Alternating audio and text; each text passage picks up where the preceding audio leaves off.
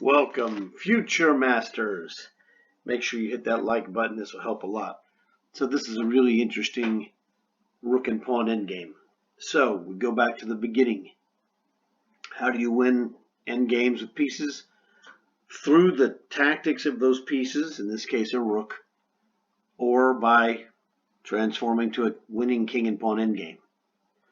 So things to look for in the endgame was the G pawn is a potential outside passer to offset the C pawns, which are protected and outside passers, and the D pawn as well.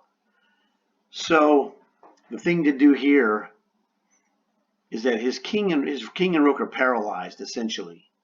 So you want to take advantage of the paralysis and not play rook to h1 check and exchange rooks until we're in position to set up a king and pawn endgame. But since I told you the G pawn could be a real problem for him, let's push it. That's what he played. So I push it. And so his king and rook are really inconvenient. If he plays king e1, we check him. King d2, rook takes rook, king takes rook.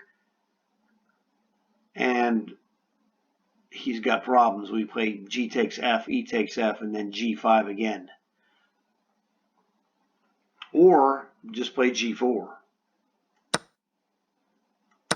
Captures, we recapture, no problem. Now he makes the move. He's in Zugzwang here. Every move he makes is bad. Just a matter of how bad is it. If he moves his king to e1, we push g4.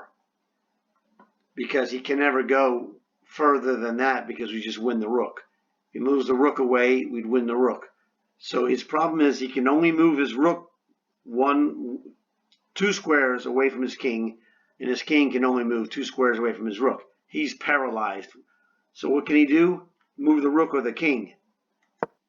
There's nothing he could do here. Now, at this point, when he moved the rook, he's going to end up, his king is going to end up where the rook is. So I just went ahead and exchanged at this point. I'm transforming from the winning king and pawn endgame, even though I'm a pawn down. It's a dead win for black.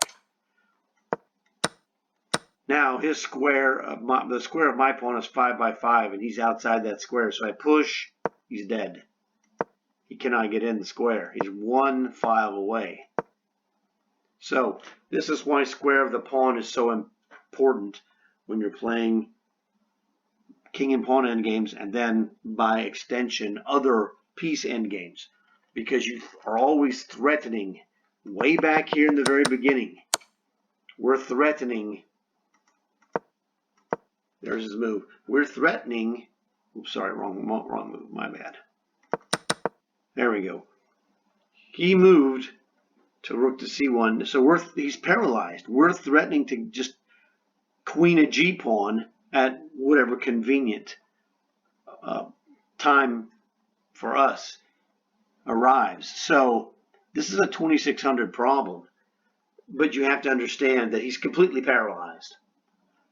His only moves in the position amount to some wasteful pawn moves. We just play g5 and just push a g pawn to the brink of g3, and then we'll just force an exchange whether he moves his king or rook or not. There's no moves he can play.